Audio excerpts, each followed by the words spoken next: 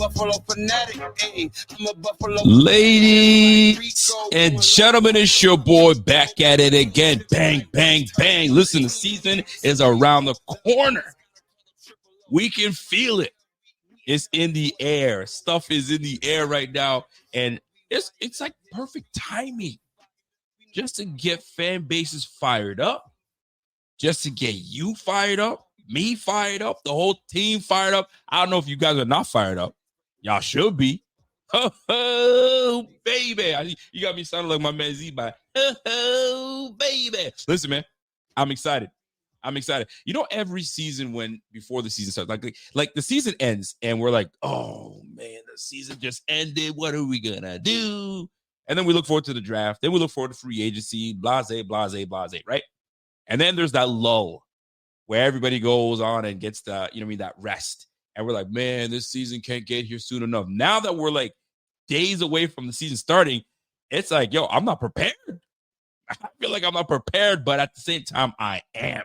So y'all already know, man. Me and Zeba went through with it last week when we were talking about like theme music, right? Sunday Night Football, Monday Night Football. Yo, once that music gets queued up, it's over with. You back in the business, man. Week 1 is actually probably, I think, would you say week 1 is probably the most exciting part of football, right? To just get it started. Week 1, that first kickoff, and we're off, right? You always hear that, and we're off. The 2024 season is under wraps and underway, right? Yo, I'm pumped up. But before we can get into, the Cardinals, and we're going to obviously get into the Cardinals and the Bills preview, but we'll get more into that later this week when I'm with my man Z-Bot. But, folks, Stefon Diggs is at it again. He's at it again, man. Golly, bruh. I get it. You got it. You're answering questions honestly. You're answering questions honestly, but we've heard these answers before. But here we go again, listening to Stefon Diggs go at it. Listen, and I'm a fan of Stefon Diggs. I mean, if we're going to sit here and say we hate the guy because he's not on the squad anymore, and if you're not on the Bills, you're dead to me. I get that crowd. I get it. But, you got to know the player. You got to know the type of person he is, the passion he brings to the squad and stuff. But then there's the antics that come along with it that we get tired of, and we got tired of. And here he goes again. This brother don't stop. So Stefon Diggs was doing an interview, I believe, with GQ magazine, right? And we all know GQ. My man is a GQ. He's he's a good-looking cat, and he's got that fashion. He's the fashionista. He's got that fashion behind him, and once football's done, I'm sure he's going to get into some runway stuff and some fashion stuff because that's what he's doing currently right now in the off season, right? So he caught up to GQ magazine, and I believe it's GQ magazine. Don't quote me; I'll find out. And I guess they got to asking the brother some questions, and questions he answered. So let me just get into I'm gonna jump into my Twitter because I don't want to misquote these things, right? So I had to make a comment on my own so I can remember to reference back to it. But just a quick poll that we're gonna just take with each other. Are we sick and tired of hearing Diggs just keep yapping away? Because it does get tiresome. So let's get into some of the sound bites of I don't want to say sound bites, I guess written bites, if you will. Let's get into some of the stuff that my man Diggs was talking about, right? So let me share my screen quick so we can get right to it. And I'll have I'm still a big fan of Diggs. I'm gonna be rooting for him because I'm a fan of the player. I love his game. But it's very fair to say that he fell off in the later end of the season. That's a fact. There's nothing that we can say, oh well, no, there's no well nothing. The numbers are the numbers, right? The market is the market, the numbers are the numbers, right? So let's talk about my guy Diggs for a quick second here, right? So Diggs was asked about before he was traded, right? And he had this to say. He says, none of the teams, and I'm going to get the full quote because this one's a wild quote. That's what stuck to me, right? But none of the teams that wanted to get rid of me, none of those teams wanted to get rid of me, he says. Things had to shake because I kind of wanted them to shake. Bro, that's a quote right there. Things had to shake because I wanted it to shake. So it wasn't a matter of Minnesota wanted to move on from you, because I'm sure Minnesota didn't want to move on for you. He said it himself. They didn't want to move on from me, but I was starting to realize things weren't good for me. So for me, I had to make things shake. So how do you make things shake? You got to shake things from inside the locker room a little bit. You got to shake things from your phone. You got to shake things from making comments and saying things and reacting to things, right? So that's how you shake. So then you shake enough, right? Things start to topple. You start to, you know what I mean? You start to shake a tabletop. You know what I'm saying? A little nudge. I mean, you disturb the table a little bit, but you shake that table enough, there goes there goes the utensils, there goes the cup, there goes everything, right? So my man started to shake. He shook his ass out of Minnesota. Brandon B was like, all right, bet. I got you. Come to Buffalo. He has the best 4 years of his career in Buffalo. But yet, he said his mental state, I mean, I'm paraphrasing here, but he was not in the best mental state this last year with Buffalo. So we'll get back into this whole shake business, because I'm not feeling that. So then he was asked about meeting 4,000 yards to move into the Hall of Fame territory, right? For running backs, I believe 12,000 yards is like that benchmark. You gotta hit that benchmark. For, I guess, receivers, what is it? 14,000 yards kind of gets you into that conversation, give or take. But anyway, he says that he pays real close attention. It's not a game to him. He said this stuff is not a game to him. And when you start, I mean, I'm sure every player looks at the numbers. I'm sure they do. And I'm not going to question if he loves the game, because that's not about it. That's not about if you love the game or not. But ask me if Barry Sanders paid attention to the numbers. Barry Sanders not paid attention to numbers. He just played the ball. He played the game. And when he felt he was done, he was like, I'm out. And some folks say he could have played way longer. Right? And I bring this up. Because he's close to being in that conversation. And if he does well, he will. The Texans, on the other hand, and we're going to get into the Texans a little bit, but the Texans kind of are like, you need to show me. You need to prove to me that you're still the Diggs that we think you could be.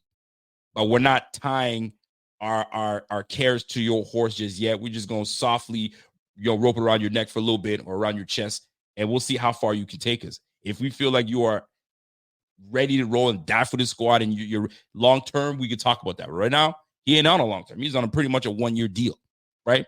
So 4,000 yards. I mean, listen, I root for the guy. I actually like the player. When he's on the field, I love his passion, all that good stuff, bro. But there's the other stuff that comes with it. But that's what he plays a lot of close attention. I mean, that's really neither here nor there, right? Stefon Diggs on the dip in production during last season. That's the one. What, you thought I forgot how to play football? Some might say you did, bro. Some might say you did. Some might say week 10, after week 10, you kind of did forget. Or did you just lose your passion? Did you just kind of give in? Did you just say, you know what, F it? If this is how they want to roll with this, then you're going to get half my effort? I don't know. But we got full effort from you from week 1 to 10. The numbers prove it. And then all from Denver down, it was tragic. It wasn't where we needed Stefon Diggs to be for this unit. Tell me I'm lying. Once that Denver game hit, bro, it was kind of, mediocre at best. Your best performance came in that Eagles game. Although we should have won that game. I feel that I thought that we were the better team. That was your best performance. After that, man, it was a dud after dud after dud. And I'm not saying it pains me to say this, but that's just the facts, baby. That's just the facts. But let's keep it pushing. On people judging his emotions during the game. See, I won't ever judge a player in his emotions. I know that it's fun to do it. We used to do it to Tom Brady when he used to get upset and throw the iPad and slam the phone and do all that stuff. Bro, when someone wants to win, you don't understand the emotions they're in once you're within those lines, right? Like T.O. loved the game. He was passionate. I mean, sometimes some folks might look at his passion. I say, yeah, that was toxic. But I don't judge people's ways that they do things because, I mean, whatever gets you in the game to perform and do what you got to do what you got to do. But he's not wrong. Every year you train all year round, 17 games. You put the blood, the sweat, and all that stuff. So don't tell me how I'm supposed to react if I put the work in the offseason and I'm displaying my emotions on my sleeves for everybody to see. Everybody deals with things different. There's some people that just don't yell. They don't say nothing. Andre Johnson, I'm sure he had a lot of passion, but you didn't hear him go rah-rah. He just did it differently. I mean, he let his emotions speak when he took Cortland Finnegan and put the beats on my mans. And he even called it too. Yo, coach, I know I'm gonna get a penalty for this, but watch this. If you guys don't know, go watch Shannon Sharp and Ocho when they were interviewing Andre Johnson. But that's a whole nother ballgame. All right. So judging his emotions, I mean, some people might say, well, listen, I didn't like when he was doing all of this to the franchise quarterback. Now, a lot of people can interpret what this meant. It could be like, what are you doing? Do you want to win this game? Like, say you could think about what you want. Who knows? Nobody knows what they said. Nobody's going to admit what he was saying when he was doing this. But sometimes the pictures, they paint some for everybody to see, and you can make up your mind on what this meant to you. So he don't stop. He's still there. So Stefon on being a competitor. He says, I don't know one star in any sport that doesn't want the ball. And that's facts. If you ain't getting the ball, it's not a problem. You ain't a competitor. Nobody's taking that away from you, friend. Nobody's taking that. We know you're a competitor. We've seen it for the last 4 years. We just want to know, where was the competitor from weeks 11 on? Where was the competitor? You know what I'm saying? And I'm trying to be as unbiased as possible because I love Stefon Diggs. But you got to call a spade, right? Where was that competitor when we needed your ass against the Kansas City Chiefs? Where was that competitor when Josh Allen put that ball on the rope right off the bicep? I know that hurts. I know you wear that one because you're like, damn, I should have had that one. I get it. We're all competitive. I mean, these players are all competitors. I get that. And lastly, Stefon, the outside hate. Now, here's the big one. Because right now, people are getting sick of his nonsense. Let's be real. They're getting sick of his nonsense and him yapping away about his time at Buffalo. Some people kind of forgot about this brother, man. Yo, you're in Houston, man. Go do your thing in Houston, right? But he says, push me in a corner. I'm going to show you my best ish. I'm a person that enjoys being doubted. I enjoy proving people wrong. I think we all do, right? But also, I enjoy doing it for myself. Everything I say I am, I am. I'm standing true to it. And every time I prove myself right, everybody disappears. I like when they get quiet. Ooh-wee. All right. So that's our guy, Stefon Diggs, man. So what say you on Steph and the chatter that he's doing? Are we here for it? Are we sick of it? Here's my take on Steph talking. Bro, you didn't need to do all that. You didn't need to do all that, man. You're in a new destination. You got a young, thriving quarterback in CJ Stroud. And I think that his spirit is strong. So I don't think he's going to be swayed by Stefon Diggs, but we could be wrong. Nico Collins is probably most likely the number one guy out there. Stefon Diggs most likely would be number 2. Let's be real.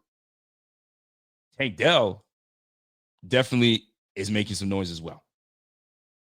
But it's the chatter for me, right? And the one thing that got to me was, the outside hate that he's getting, it was absolutely normal. We're going to get that. You used to be on the squad. You pretty much said it yourself. You got yourself out of Buffalo because you had to shake things.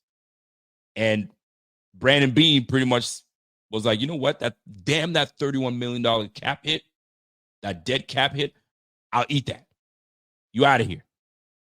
I'd rather cut the nonsense from this locker room and from this team and kind of heal from that and try to build on from that.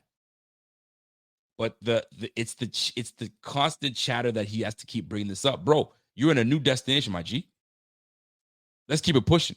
Because we are going to grab onto that and go from there. So then I'm like, he's doing all this talking right now.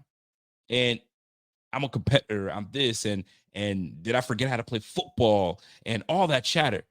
And I'm looking at what he was able to do when we had our previous offensive coordinator. We wanted to make sure that he got the football. Week 1, 13 targets, 10 receptions, 102 yards, 10 yards of pop. We lose that game, though. But Stefon Diggs is Stefon Diggs. Let's roll. Next game, 7 receptions for 66. Next game, 8 for a buck 11. 6 for 120 against Miami with a drubbing at 48-20. Right? We go to Jacksonville, 8 for 121. We lose that game, but hell of a game. We go to the Giants. They took us right to the brink. We won 14-9. 10 receptions for 100 yards. 16 targets. Bro, your target share is up there. The next game, 12 targets against the New England Patriots. Right? We lose that game. 29-25. Wild. We had to get that game in Tampa, right? 24-18, 9 receptions for 70 yards. So now we're like, we've taken a couple L's that we should have taken. We're shaky a little bit. The team is questioning things. We're questioning the offensive coordinator. We go to Cincinnati. We lose 24-18, 6 for 86. We're still questioning things. We go to Denver. We lose. 3 receptions, 5 targets. Hold on a sec. What changed? Joe Brady. Now, I got to give credit to Joe Brady. Why I got to give credit to Joe Brady? Because Joe Brady came through and said, all right, I can follow what Ken Dorsey was doing and continue to feed the football to Stefon Diggs, but we're not going to get the results we need, which are W's. We need the W's. All right, I got to make a conscious effort on what I'm supposed to do here.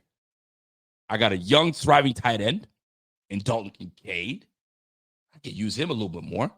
I got James Cook that I should be giving him the rock to get hot so he can start doing things. Hold on, we got a young and thriving young receiver in Khalil Shakir. I've seen some things. Why am I not using these guys, man? Let's try to see what we got. What are we going to lose? So Joe Brady comes in and says, all right, let's see something.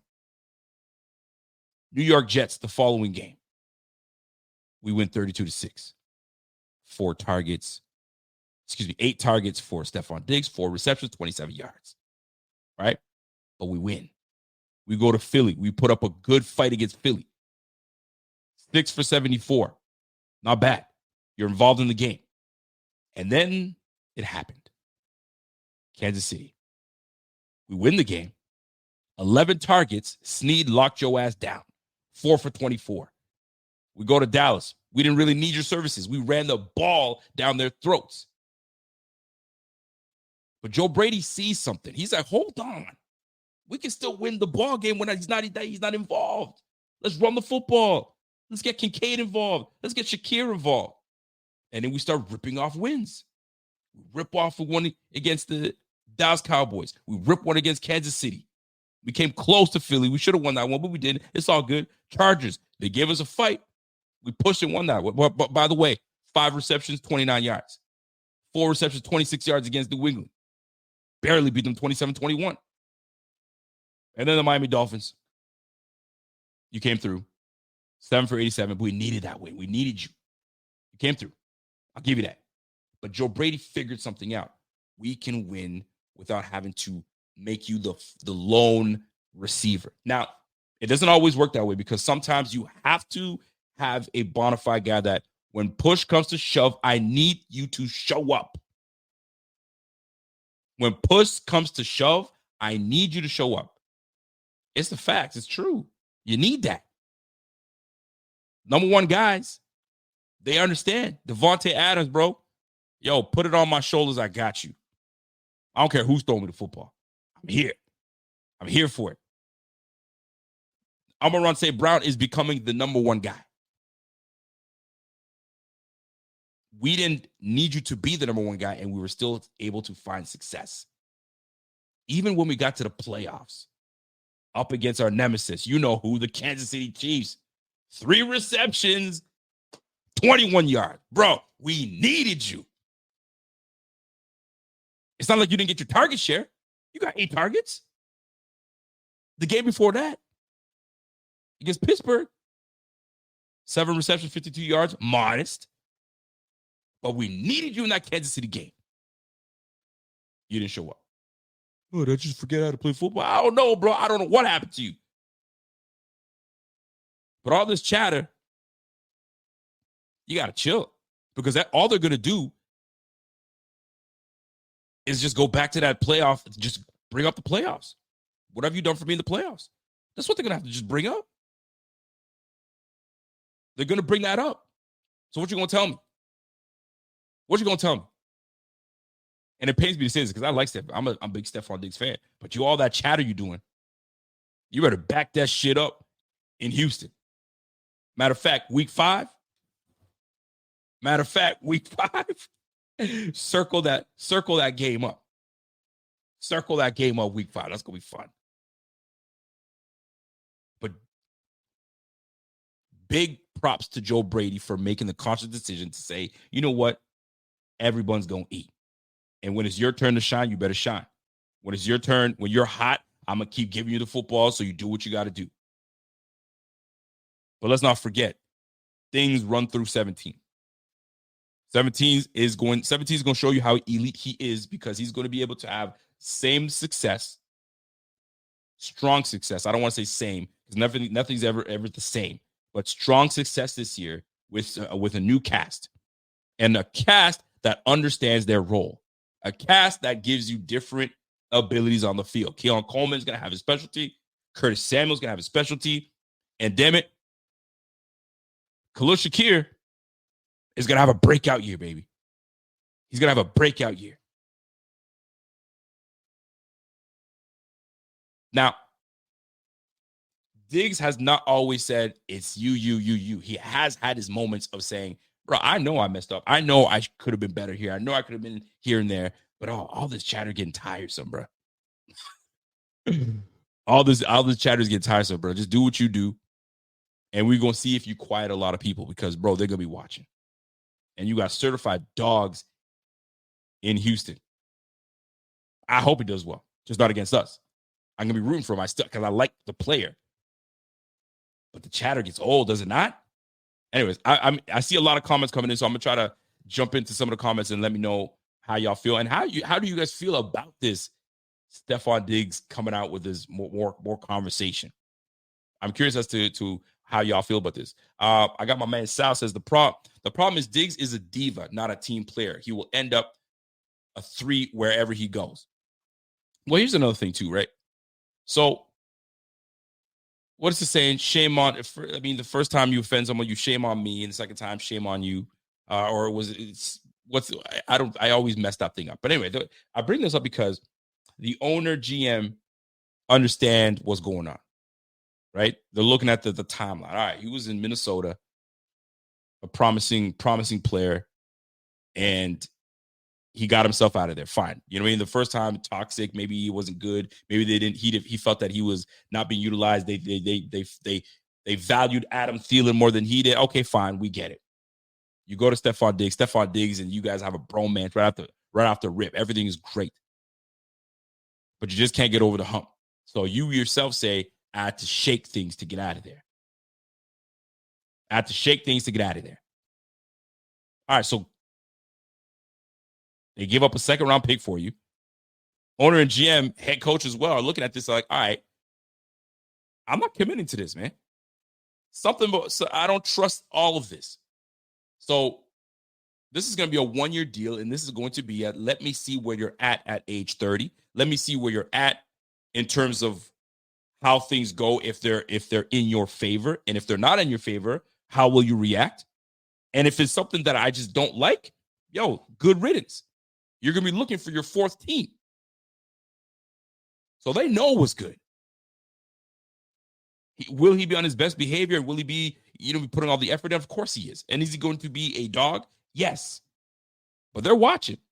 And if it's too much and we start seeing signs and CJ's like, yeah, we good with Nico and we good with Tank.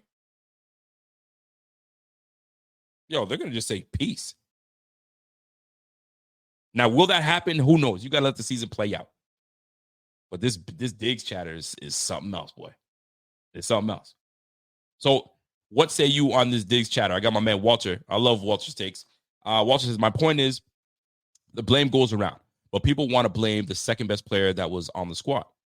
Contrary to popular belief, it's fine to get contributions from others. It absolutely is. And that's exactly what Joe Brady said. Pretty much did. Didn't even say anything. He just did it. We're still going to make you a focus, but we're not going to make you the sole focus, because making you the sole focus hasn't really garnered the results we needed for this past year. You saw it. At one point, we had a 1%, less than a 1% chance to make the playoffs. And we had an elite quarterback. We had an elite receiver. I still think he's elite. He's in that elite ball club. And we were still just not getting the job done until Joe Brady had to say, all right, let me see what I got, which pretty much earned him the full-time gig as the OC. Randy Prokes. What's up, Randy? Diggs had chances to be him, I think that's what you're saying. To be ready, mentally checked out, as it was no longer just about him. Very narcissistic, in my opinion. They kept acting out. This will repeat. And it could. If things aren't going his way in Houston, you know what it's going to be. The first headline, it writes itself. Houston, we have a problem. And there's going to be a picture of Diggs, you know what I mean, doing this, pointing, sitting down after a drop football. Who knows? I'm not speculating that, but it could be. I can totally see that. The headline, Houston, we have a problem. I'm sure it is queued up right now. They have it queued up. They might even save it for week 5. Let's be real. Chris Carboni, what's going on, Chris? Chris says, also, he decided to take himself out of the team mentally.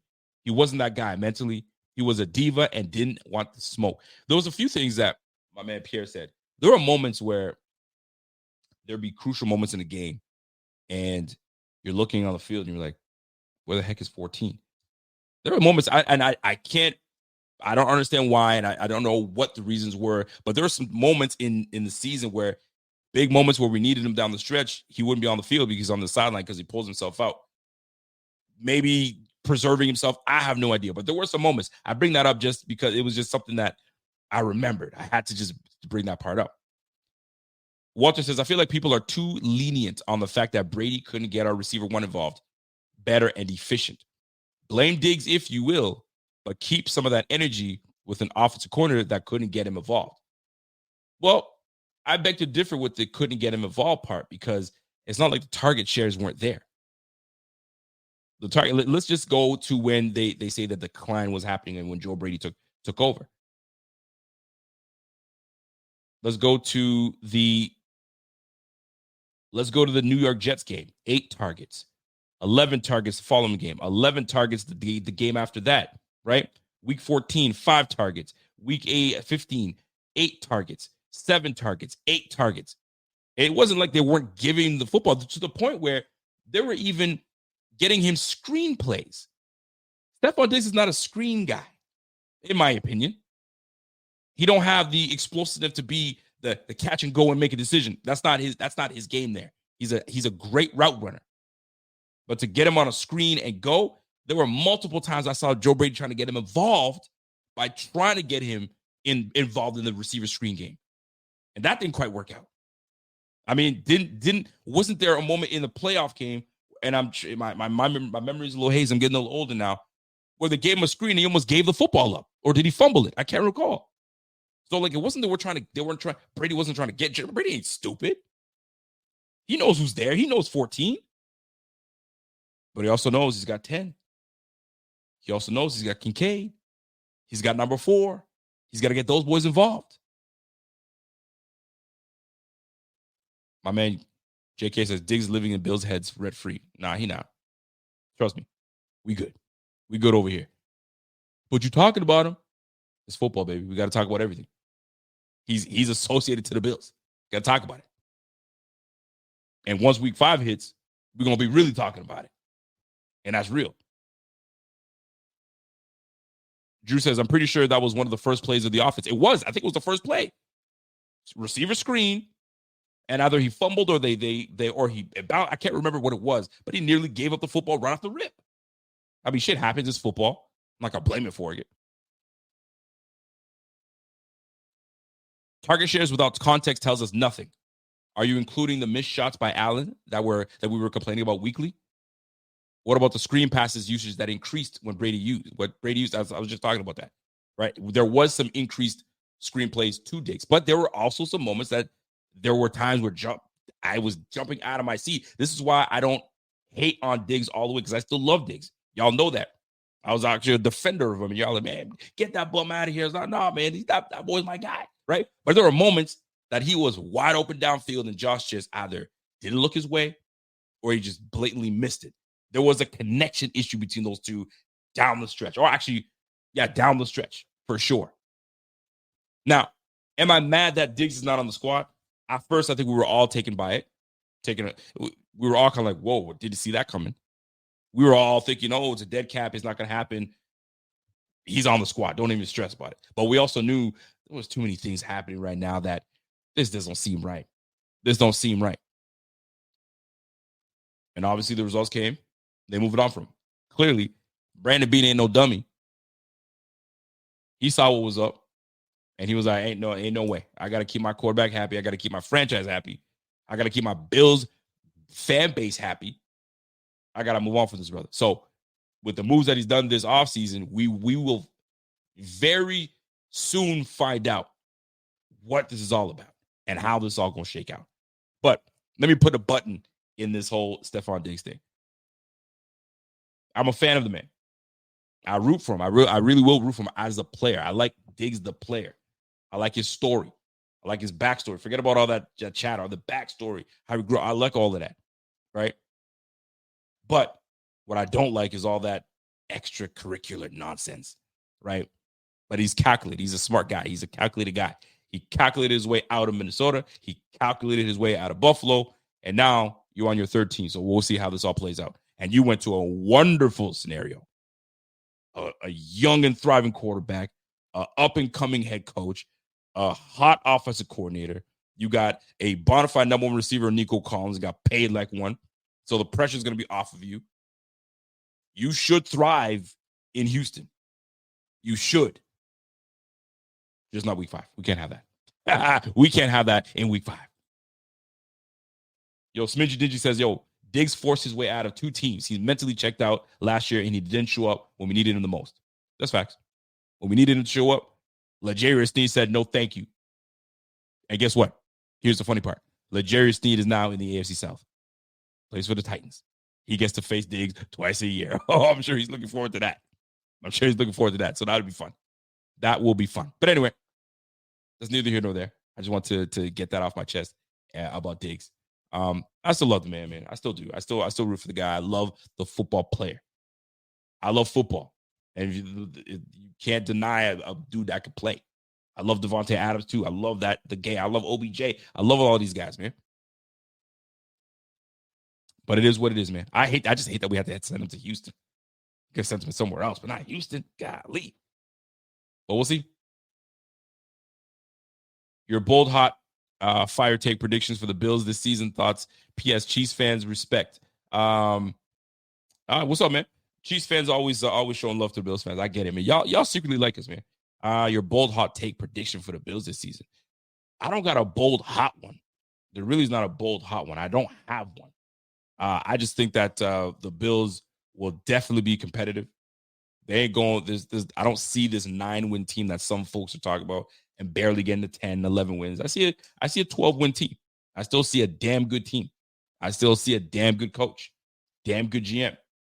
So I think we'll be all right, man. I think we'll be all right. Walter, as a replying to Scott Blake, so I'm supposed to disregard 3.5 seasons of great play for half a season of struggles, but it's fine to think a dude like Hollins that's older than Diggs will have a great year. Yo, Walter's fighting for his life in the chat right now. Walter, hang on, bro. I got you. I got you. And for those that want to poo-poo on Diggs, let me get Walter's back a little bit. I know there's a lot of recency bias, right? Where he ain't on the team, so F him. Nah, bro. You gotta realize that what Josh Allen was throwing to before Diggs arrived was pretty good. Cole Beasley, John Brown, it was not bad. But we knew we needed more. Let's be real. We knew we needed more, and that we did. And when he did arrive to the Bills, it was a different ballgame. Everything got elevated. The competition on the offensive side got elevated, right? He elevated everybody's game because he brought a level of play. It even increased the level of play of Josh Allen. So we can't dismiss that. Josh Allen got better because of Stefon Diggs. Vice versa. Diggs got a chance to play with an elite quarterback. So it was mutually beneficial for both, but it comes a time where got to split. Nothing's forever. Nothing's forever. Look at Pippen and Jordan at one point where you know best of buds. And then, I don't know, Pippen just started tripping at one point. Then he started not respecting, Jordan at one point. Even to this day, sometimes I think he's talking some ish. Sometimes it happens, man. There was a point where, Kobe and Shaq were a formidable duo. Shit happens, man. Shit happens. Man, what I would have wished if they just stuck it out and stayed together. What could have been? What could have been? Man, I always go back to that. What could have been is Shaq and Kobe stayed together. But sometimes you got it. It's splits happen. Especially sports these days, contracts, all that good stuff. It happens. Anyway, I'm done with that. Let's move on to the next topic of conversation. Ryan Clark. Y'all know who Ryan Clark is. Former safety for the Pittsburgh Steelers. Now an analyst for ESPN. And he had some words today on Bills Mafia and their appreciation for two former players. Now, before I get into this, I want to give a big shout out to my guy, Carl Jones. You guys already know who Carl Jones is. He was one of my counterparts last year. He was on every Tuesday with me, and we chop it up, and he's doing good things right now. And he just had a pretty cool interview and sit down with Ryan Clark, which the rest of the video he's going to put out sometime soon. So I'm looking forward to seeing the whole interview. So shout out to my guy, Carl Jones. If you're watching this, y'all know what it is, right? So Ryan Clark, you know how some of these cats are. You appreciate the former player because they have certain insight. They see things that we necessarily wouldn't see, right? That high school football we played and that 1 year of college we played, it doesn't equate to guys that are playing in the league for years, right? They see things, they know things, et cetera, et cetera. And sometimes when you get on TV, you got to say a couple things. Buffalo Fanatics, what's going on? This is Pierre the Kingpin, and I wanted to talk to you today about Cigars International, which is the ultimate destination for premium homemade cigars. Known as the industry leader, Cigars International offers the largest selection, unbeatable prices, and a customer service experience that's second to none. Whether you're new to cigars or a seasoned vet, Cigars International makes enjoying cigars easy, approachable, and fun. Cigars International is the go-to retailer for all things cigars, with the biggest selection of premium homemade cigars available anywhere.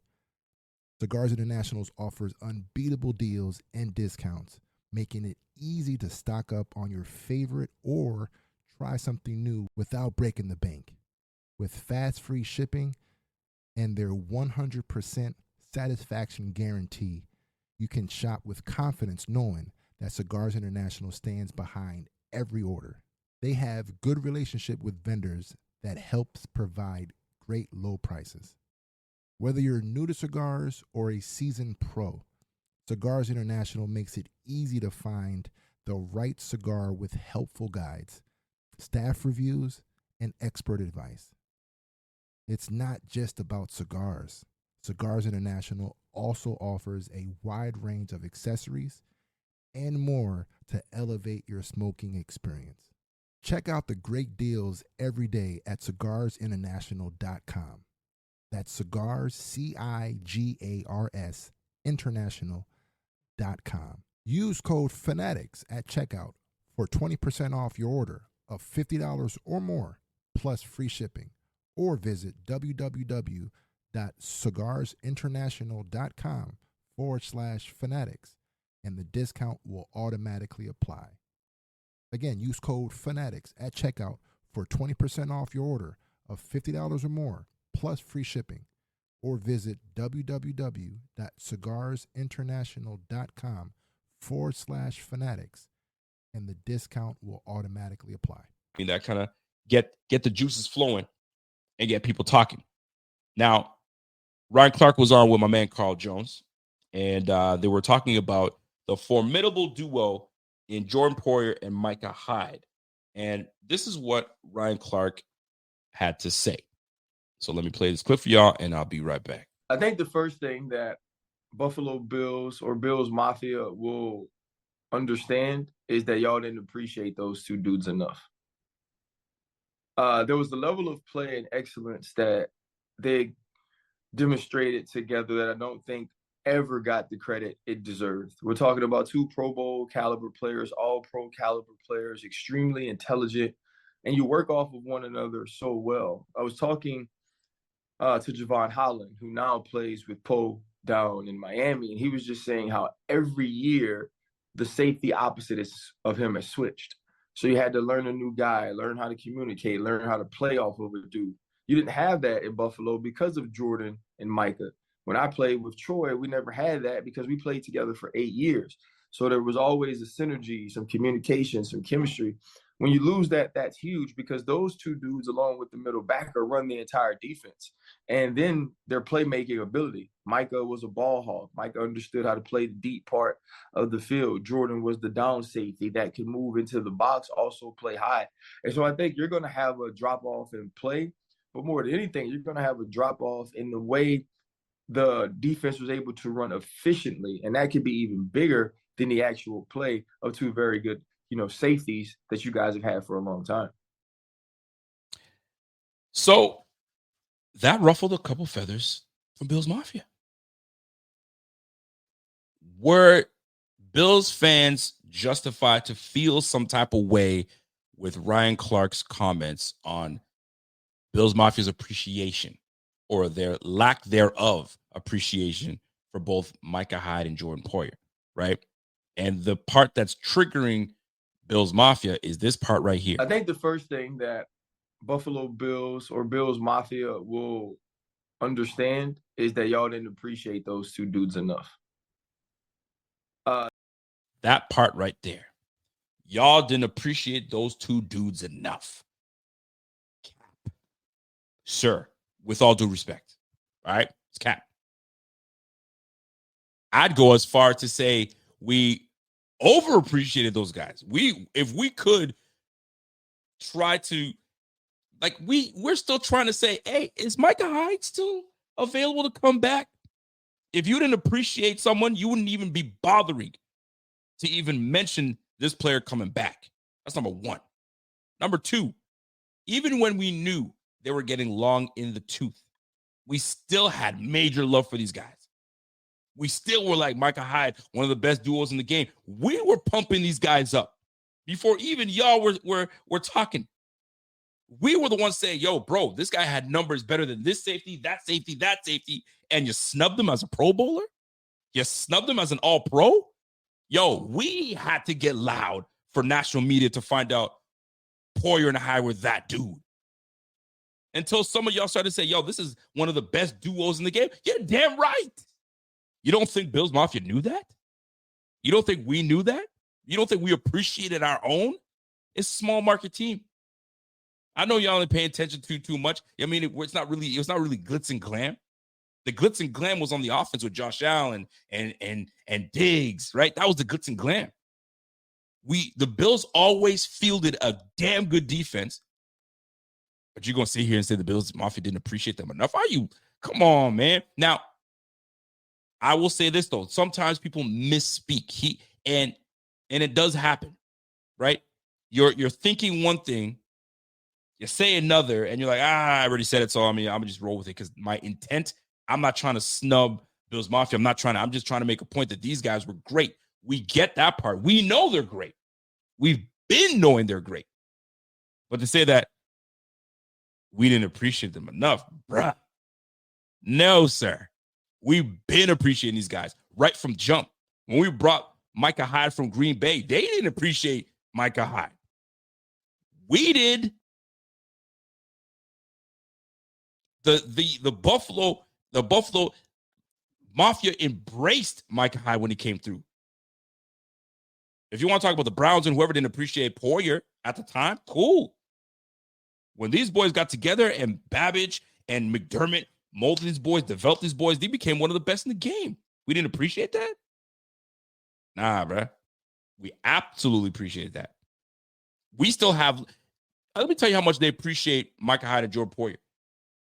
Jordan Poyer and Micah Hyde can come to Buffalo and say, hey, man, I am going to rent out the Bill Stadium. Tickets are free. And we're going to do a boys and girls club, or we're going to do some kind of event.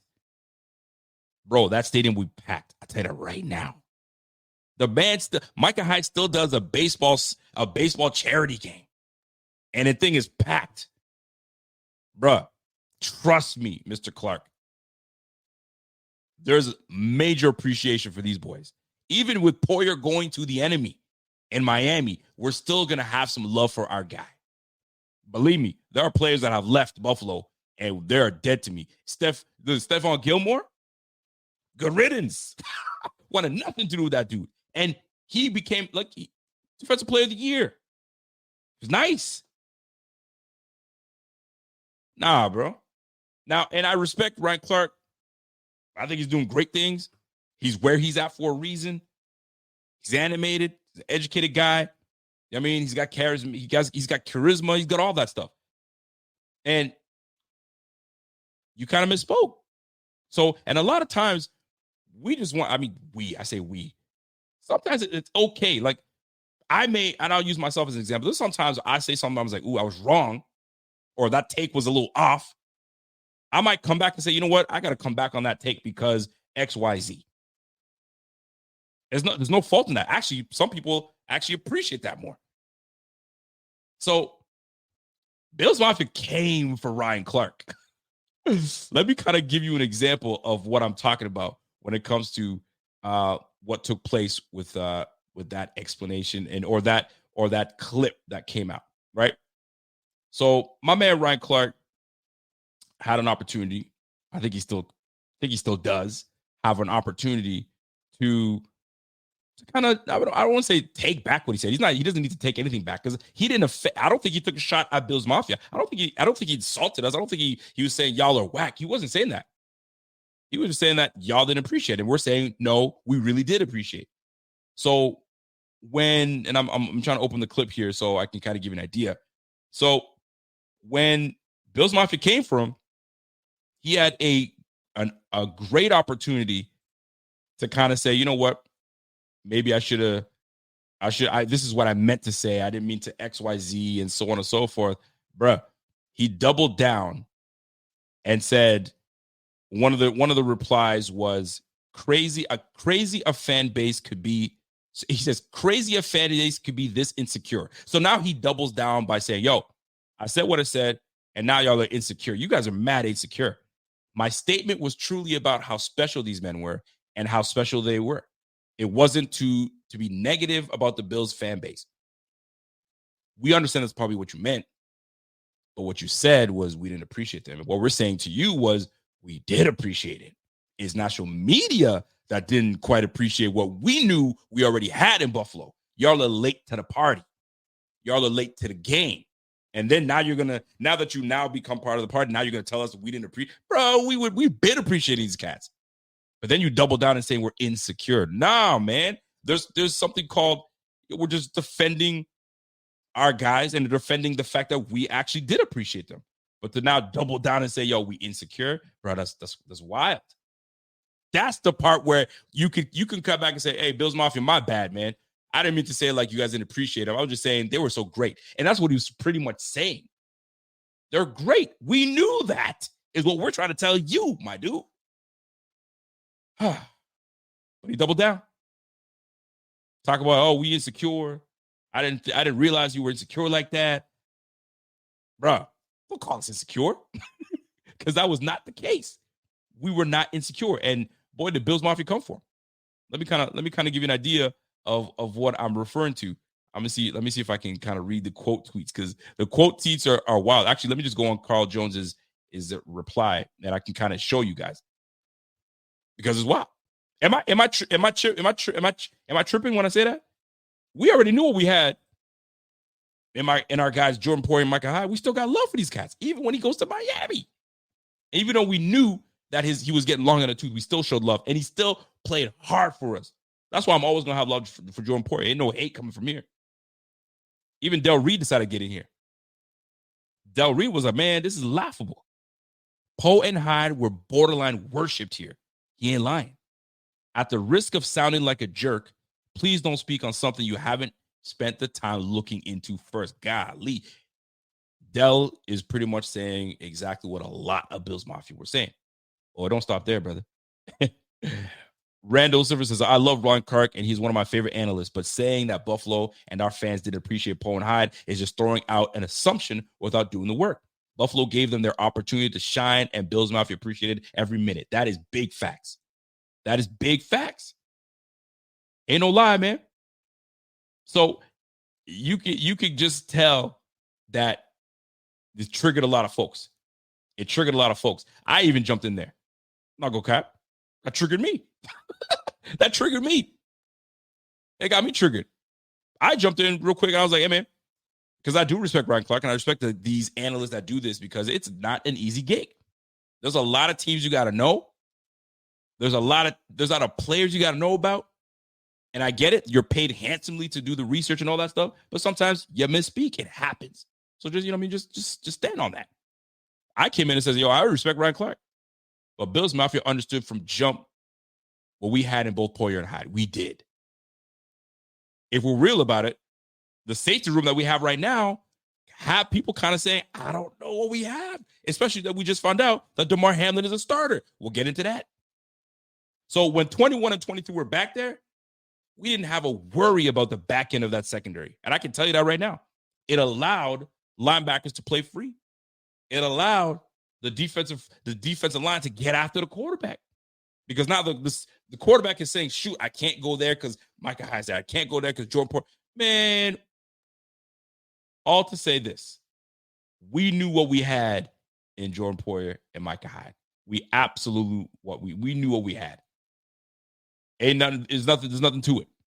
There's nothing to it. So that being said, I just wanted to share that. But get your thoughts.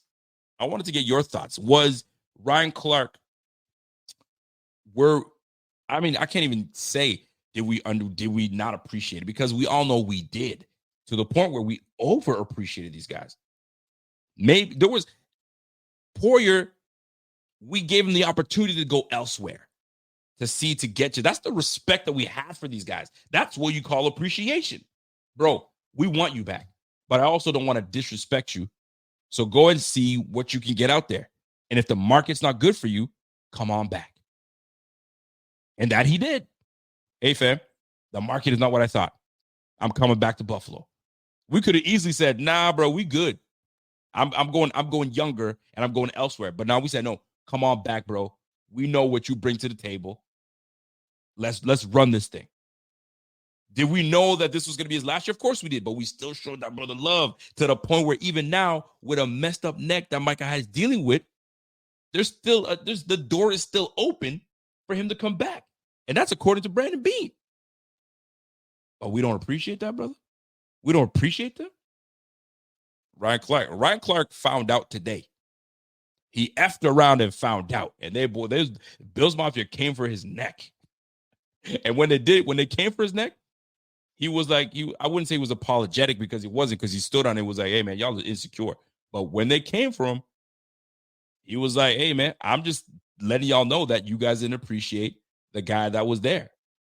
I don't think you guys appreciated him. And we said, yes, we did. Here are the receipts. Here's what's going on. And now he's feeling it. And because Bills Mafia is all up in his mentions, he going to call us insecure. Bro, ain't nothing insecure about us, bro. We know what's up. We know what's good. So don't come to us talking about, oh, you being this way. Nah. We straight. We know what's good. we know what's going on. But anyway, like I said, it's not an easy gig to be an analyst, to do this 24/7, talk all day, every day about these things, but you talk all day, every day about these things. So there's like some folks said, man, it just takes a little bit of time to just dive into, just click the hashtag Bills Mafia and then put Poyer or Bills Mafia Micah Hyde, and you'll see. It don't take long, brother. It don't take long. It really doesn't. So what say you? Let me hit the chat real quick and see how y'all feel about that. Did I nail it? Are we sharing the same sentiments in regards of how Bills Mafia really does feel about Poyer and Hyde? I got a super chat coming in from Boosted. It says, hey, this stat isn't brought up as much as it needs to. The last 10 games, Diggs had 80 targets, 422 yards. Shakir had 37 targets, 462 yards. Bro, that stat is exactly why Bean felt comfortable, and beyond that, not just that stat, and beyond that, that Bean felt comfortable enough to say, bro, kick rocks, man. Kick rocks. We got this. We saw at the later end of the season what Khalil Shakir can bring. And not only that, Khalil Shakir is not just looking to get the reception, but he's looking for more. And we've seen that countless times with Khalil. When we drafted Khalil, there were teams that were pissed that we drafted. We got this guy in the 5th round, late round. And there were teams that were, damn it, we wanted that dude. And we saw something. And there was a wild, what I wouldn't call it wild per se, but there is the RAS score between, let me see if I have it here. I could put it up there. Did I save it? No, I didn't save it. The RAS score between Diggs. Oh, I do. I think I still do have it. Oh, I don't. I thought I did, but I don't. The RAS score between Diggs and Khalil Shakir were damn near identical. Actually, it was actually in favor of Khalil Shakir. Bro, we're going to be all right. We're going to be all right. We're going to be all right. So, just wanted to touch base on those two topics, and we're going to get into a little bit of this Cardinals game, but I'm going to wait until I can hit that with my man Z-Bot later this week before the game does start. But I do want to take a break to mention our sponsors, the Autograph. If you guys have not downloaded Autograph, do me a favor, do that ASAP. This app is actually a pretty dope app. It allows you to just jump in there, and everything Bills Mafia is there, from articles to video clips to podcasts to Twitter to trending topics, all there in one spot. And here's the thing, the more you interact with this app, the more fan points you gain. Sign up, download it. It is free. And with these fan points that you gain, use that code Buffalo Fanatics.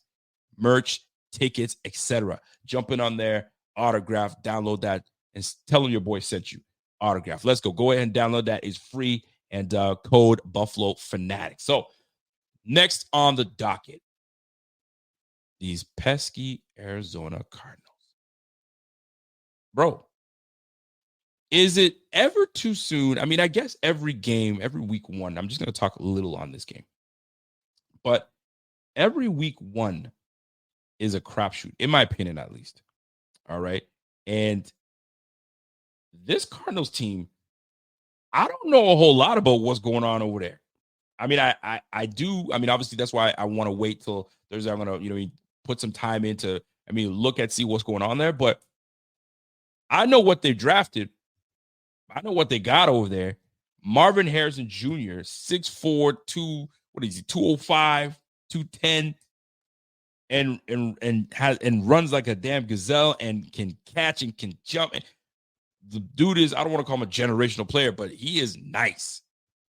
He is absolutely nice. And you got a healthy Kyler Murray. Let's not forget, the last time we faced Kyler Murray, we got the Murray Hail Murray. You already know what time it is. So this is going to be an interesting matchup for the Bills, because you have James Conner that you cannot sleep on. He's a bruising type back. He's a good back, solid back. Love his story.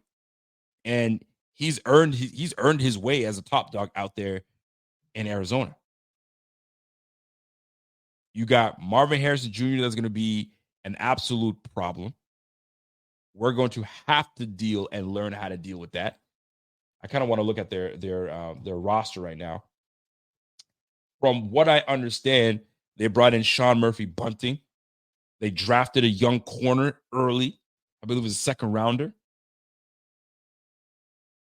Bro, this team, we can't sit here and sleep on this team and say this is going to be an absolute walkthrough. Now, Vegas sees this as I think they have the lines at -6 for the Bills. And I think the over-under in points is 48 points, 48.5 points, something of that nature. So I'm looking at this matchup. How are y'all feeling about this matchup? Have you been doing a little bit of homework on these Arizona Cardinals, right? I'm curious as to how y'all feel about this. Hold on, let me just pull up this Cardinals roster to see what they're working with. This Cardinals depth chart, because I'm curious to see how this how we match up. Because the one thing that I was saying this offseason was you got a bona fide star of a receiver in Marvin Harrison Jr. that can pretty much do it all. You got Kyler Murray that if you turn your back towards Kyler Murray, he will hurt you. We know that very much so firsthand because this brother took us down using his legs and then whipping that thing to D-Hop. Pain. We know. We've been there multiple times. But Marvin Harrison Jr. they got out there. They got Michael Wilson. Yeah, they do have Michael Wilson. Michael Wilson's a good player. And Trey McBride. Yeah, I remember Trey McBride. Okay, they got that big boy Trey McBride, big star. They got and they revamped their O-line. I do remember they brought in Jonah Williams. That's right. They got Will Hernandez out there. They got Paris Johnson. So they got some guys. They got some boys out there, man. They've revamped that O-line. They're trying to protect Kyler Murray. Do you blame them? Defensive end, defensive tackle, Bilal. I know they got who was that? Kaiser White. That Kaiser White guy can play. I do know that, man. Obviously, you got Buda Baker out there, the Sean Murphy, but they got some players, boy. They got some players. Max Melton. That was the rookie I was talking about. Max Melton. They got him in what, the second round? Second round pick. All right. We're gonna see. I mean, I don't want to talk too much on these Cardinals because we're gonna do a lot more this coming up week on Friday, and then that game will start with pregame and all that stuff. Man, the season's around the corner. The season around the corner. I got a question coming from my man South Buffalo Ray. Says, Rico, can you please interview that dude in the chat from Air Lanes Junior Football? Air Lanes Junior Football. Where he at? Air Lanes Junior Football. I don't know if he made a comment, but if I find it, I'm gonna see what he's saying. I haven't seen anything yet. But anyway, my man Ronald Wrigley. What's up, Ronnie? Ronnie says, saw a rumor online about Buffalo trading for Bosa. Can we afford him? We cannot afford Dick. Did you not see what we had to do today? We had to restructure a couple deals today just to get back into some grace. I think we got back into cap save. We have cap savings of like $3.5 million, $4 million. But we had to like restructure a few deals today in order to be in the positive, because obviously when we cut people, we got dead cap here. I mean, Lyle Collins. I remember reading something. Lyle Collins being cut alongside who was the other player? Another player ended up costing us almost like $3 million because of the dead cap hit. That's what happens, man. You sign guys, right? And if you end up they don't make the team, there's repercussions. That's why you have 90 guys that you got to try to make sure that they make the team, but everybody that gets cut, there's some kind of ramifications, right? So I know for a fact that Lyle Collins being cut did cost us some money. So I did not hear anything about Joey Bosa, to be honest with you. I'll be very, very honest. Didn't hear a thing about Joey Bosa. But for the most part, we're sitting at just a little bit of chunk of change. So if you think that we're gonna we're going to sit here and try to sign someone. It ain't happening. And I'm going to tell you this.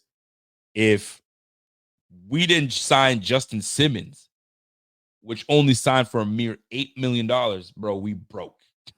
We broke. But this was calculated.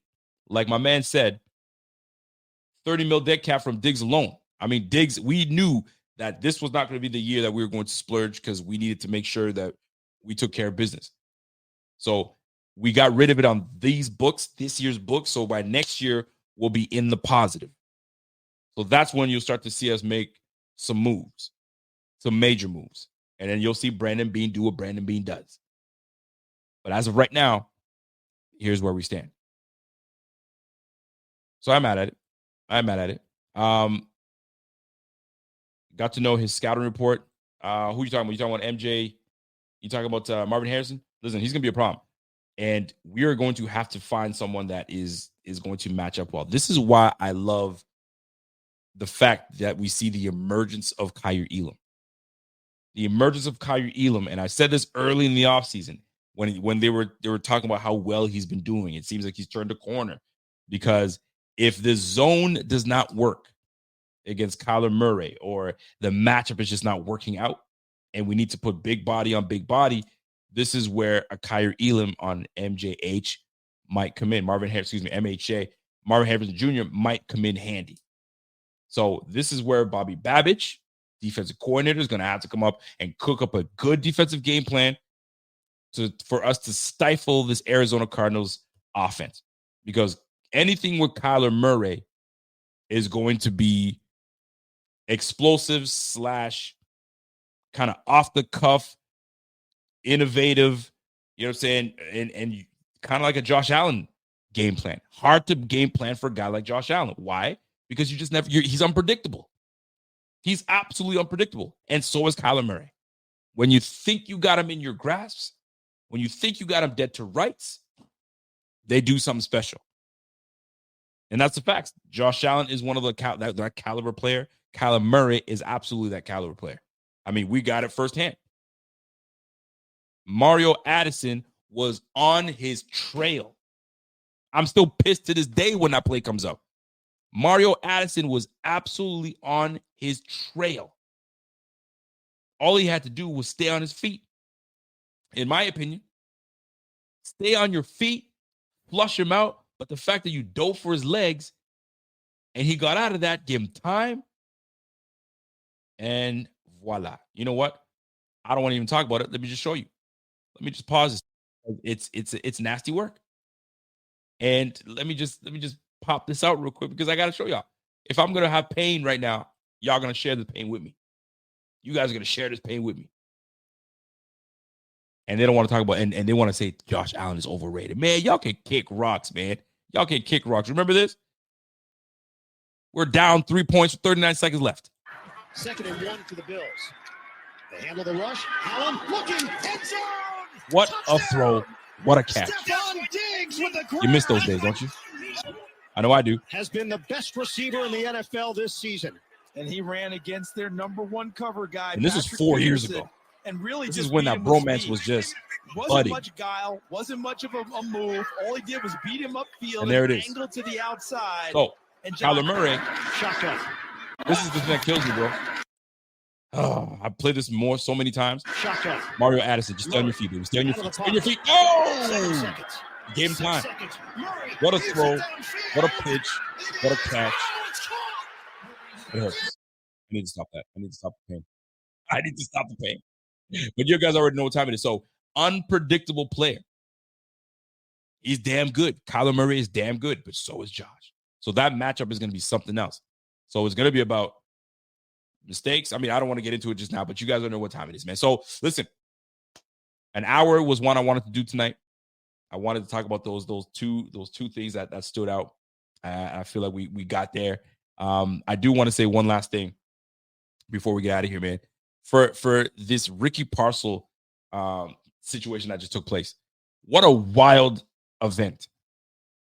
You go to an event, a signing to do what you got to do. You got obligations, and then you have these fools that are out there just preying on you.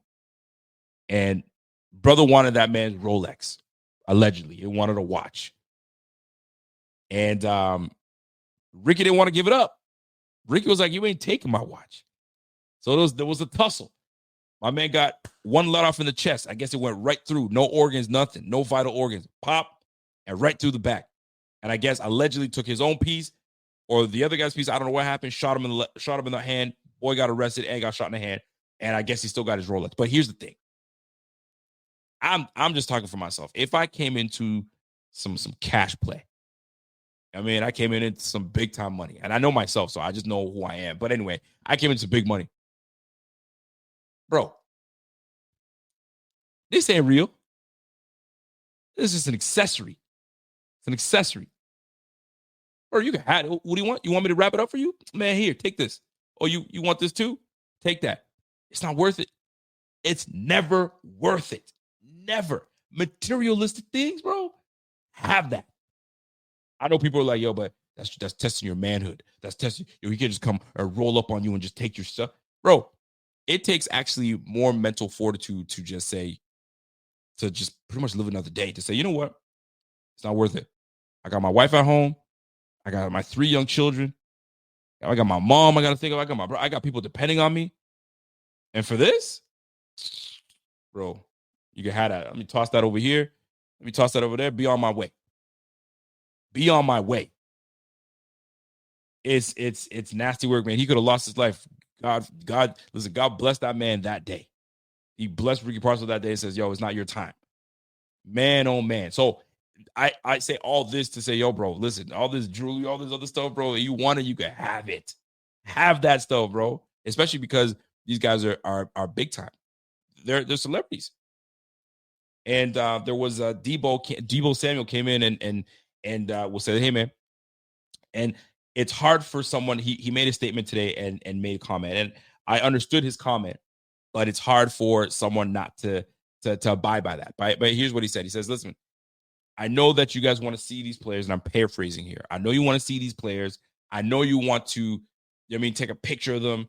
And you might see, for instance, Josh Allen might be walking in. I don't know how this would even happen. Maybe it would. What is that? Galleria Mall you guys have in Buffalo?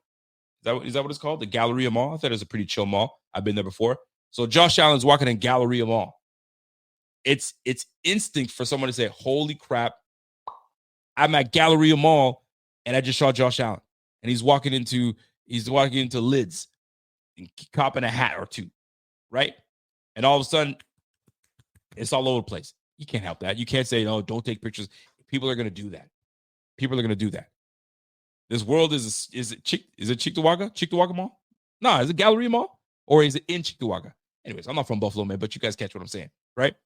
It's hard for someone to not take picture of someone that you admire or you love and you like, holy crap, I'm not going to go up to him, but this is crazy. Here's Josh Allen.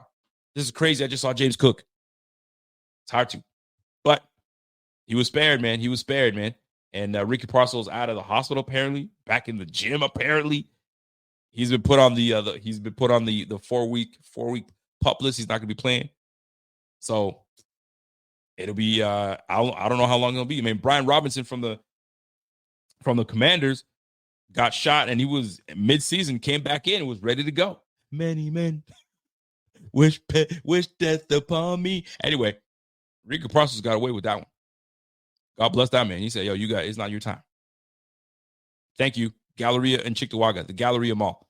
That's the one. Did I get it right? The Galleria correct? All right, man. The Galleria Mall. I remember a couple things about Buffalo. I do. I like the city. It's a nice city. Big fan. But anyway, that's my time, folks. That's my time. I just wanted to jump on here and touch on Diggs because those are the hot topics right now. You know what time it is. It's the hot topics. And I wanted to touch on Ryan Clark. And I think I represented what a lot of Bills fans were thinking in the moment.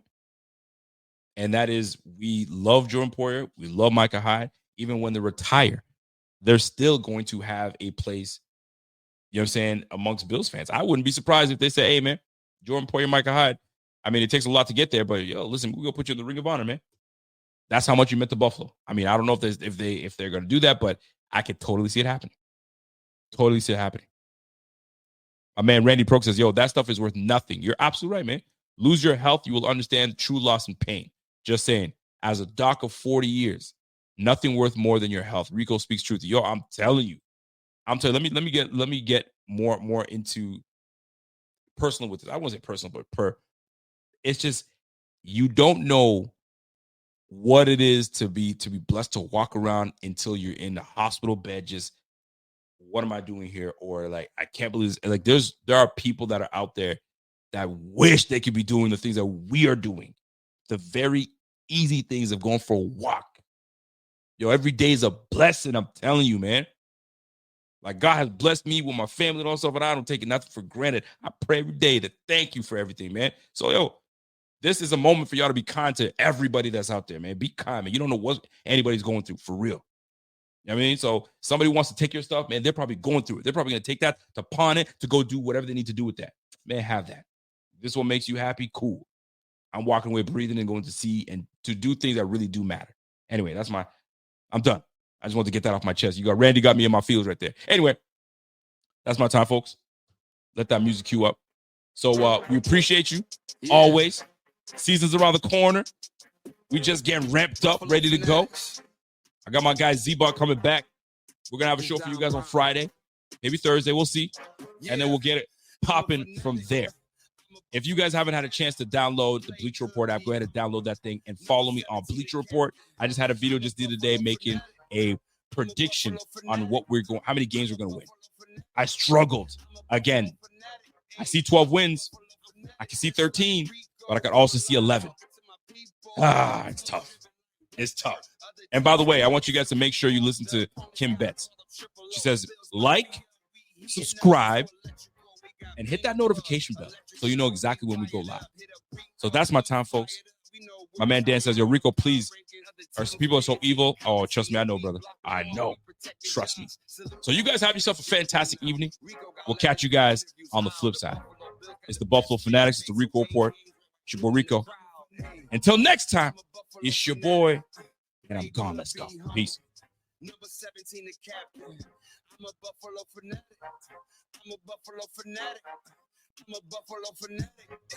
I'm a Buffalo fanatic. I'm a Buffalo fanatic.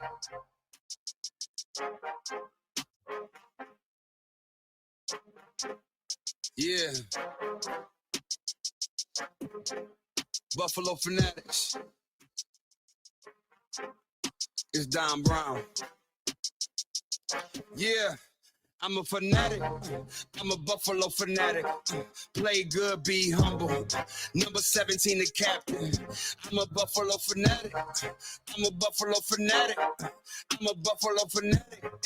I'm a Buffalo fanatic. I'm a Buffalo fanatic. Just like Rico, going live, talking to my people. Cause the team's driven like West Hurt. Other teams can't, it's a repo. The opponents gotta call up Triple O. Bills Mafia, we heating up, we too electrical. We got peanut plug, electric show, we wired up, hit up Rico, he fired up, we know where we stand on the power ranking, other teams fans in the comments hating, we block them all, we protecting Josh, salute to him, he the general now, Rico got legends for interviews, how the Buffalo Bills got the best fan base.